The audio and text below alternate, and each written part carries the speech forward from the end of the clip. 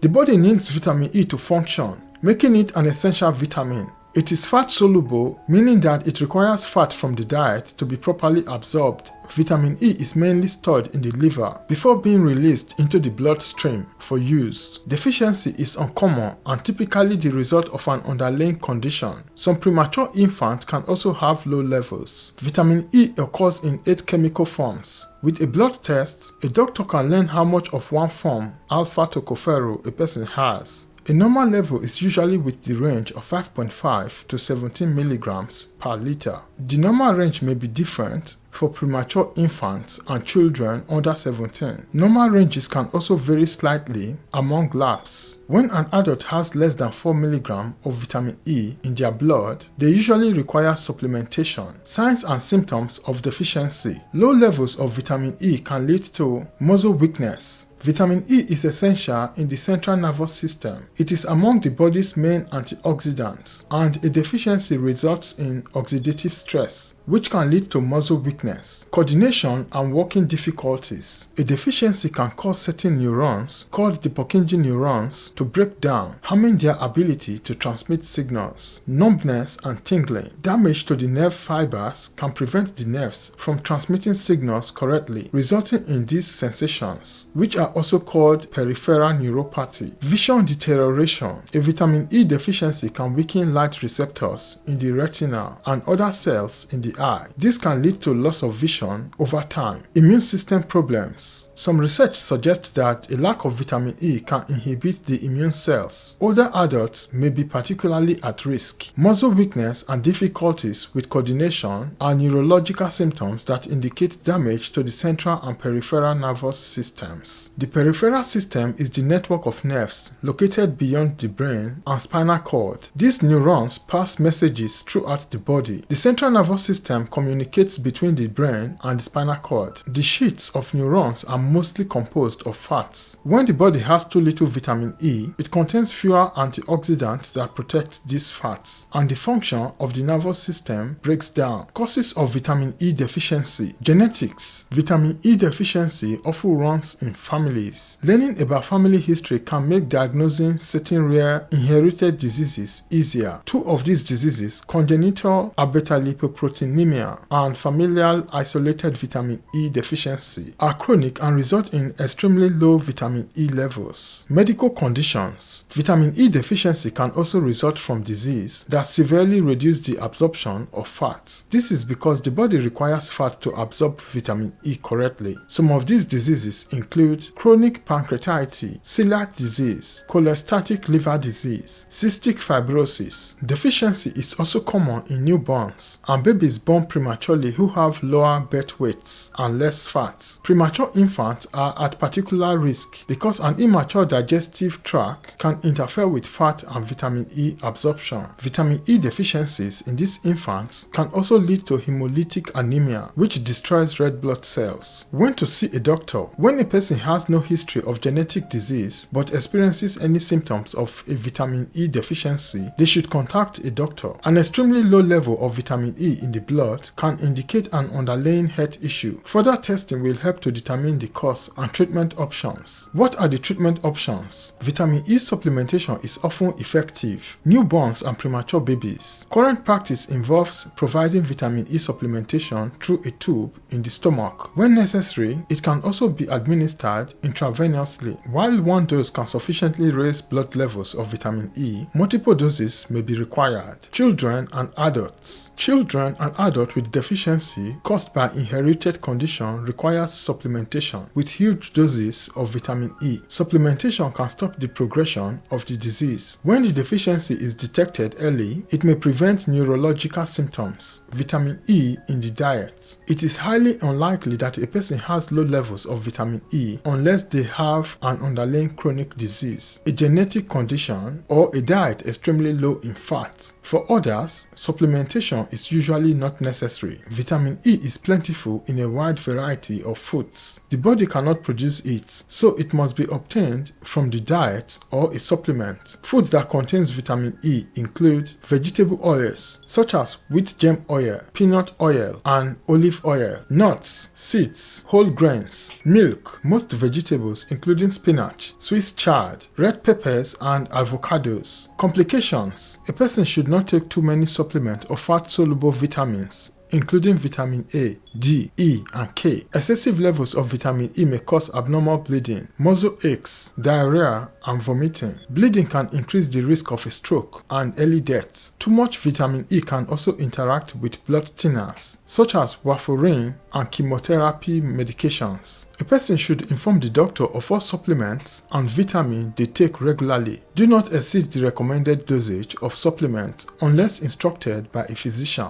Takeaway: when an adult has a vitamin E deficiency, a chronic illness or genetic condition is likely responsible. A person should seek treatment from a specialist and a qualified dietitian who has experience with the illness. When a diet extremely low in fat is responsible for the deficiency, it can be remedied by adding fats to the diet. Ongoing vitamin E supplementation will be necessary to halt the progression of illness and prevent complications. When a person is diagnosed early and receives continuous treatment, their outlook is usually good. Research continues on vitamin E supplementation, toxicity, and safe limits. Hi, thanks for watching to the end. I hope this video has been informative and helpful. If you like this video and you would like to see more contents like this, kindly like, share, leave a comment in the comment section, and also please subscribe to this channel if you have not already subscribed yet. Thanks for watching to the end. Have a nice day and look out for the next video.